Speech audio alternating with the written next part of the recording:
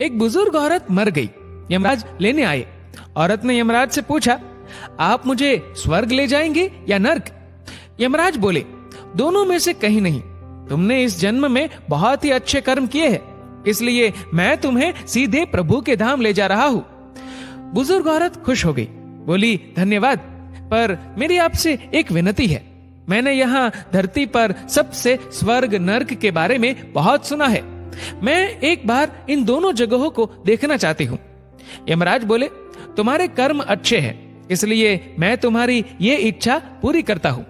चलो हम स्वर्ग और नर्क के रास्ते से होते हुए प्रभु के धाम चलेंगे। दोनों चल पड़े। सबसे पहले नर्क आया। नर्क में बुजुर्ग औरत ने जोर जोर से लोगों के रोने की आवाज सुनी। वहां नर्क में सभी लोग दुबले पतले और बीमार दिखाई दे रहे थे। औरत ने एक आदमी से पूछा, यहाँ आप सब लोगों की ऐसी हालत क्यों है? आदमी बोला, तो और कैसी हालत होगी? मरने के बाद जब से यहाँ आए हैं, हमने एक दिन भी खाना नहीं खाया।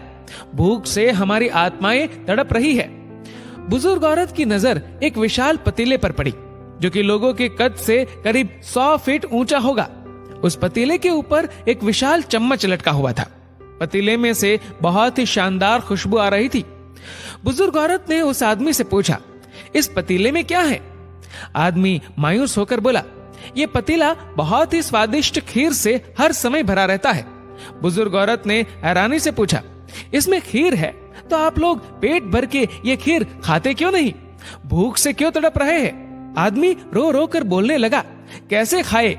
ये पतीला 100 फीट ऊंचा है। हम में से कोई भी उस पतीले तक नहीं पहुंच पाता। बुजुर्ग औरत को उन पर तरस आ गया। सोचने लगी, बेचारे खीर का पतीला होते हुए भी भूख से बेहाल है। शायद ईश्वर ने इन्हें यही दंड दिया होगा। अब यमराज बुजुर्ग औरत से बोले, चलो हमें देर हो रही है। दोनों चल पड़े। कुछ दूर चलने पर स्वर्ग आया। वहां पर बुजुर्ग औरत को सबकी हंसने व खिलखिलाने की आवाजें सुनाई दी। सब लोग बहुत खुश दिखाई दे रहे थे। उनको खुश देखकर बुजुर्ग औरत भी बहुत खुश हो गई। पर वहां स्वर्ग में भी बुजुर्ग औरत की नजर वैसे ही 100 फीट ऊंचे पतीले पर पड़ी जैसा नर्क में था। उसके ऊपर भी वैसा ही चम्मच लटका हुआ था। बुजुर्ग औरत ने वहां लोगों से पूछा, इस पतीले में क्या है?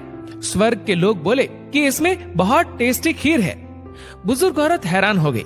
उनसे बोली, पर यह पतीला तो 100 फीट ऊंचा है। आप लोग तो इस तक पहुंच ही नहीं पाते होंगे। उस हिसाब से तो आप लोगों को खाना मिलता ही नहीं होगा। आप लोग भूख से बेहाल होंगे। पर मुझे तो आप सभी इतने खुश लग रहे हो, ऐसे कैसे? उनमें से एक व्यक्ति बोला, हम सब लोग तो इस पतीले में से पेट भर के खीर खाते हैं। औरत बोली, पर कैसे? पतीला तो बहुत ऊंचा है। व्यक्ति फिर बोला, तो क्या हो गया? पतीला ऊंचा है तो यहाँ पर कितने सारे पेड़ हैं। हमने इन पेड़ों की लकड़ी ली, उसको काटा और एक विशाल सीढ़ी का निर्माण किया। उस लकड़ी की सीढ़ी के सहारे हम पतीले तक पहुंचते हैं और सब मिलकर खीर का आनंद लेते हैं। बुजुर्ग औरत यमराज की तरफ देखने लगी।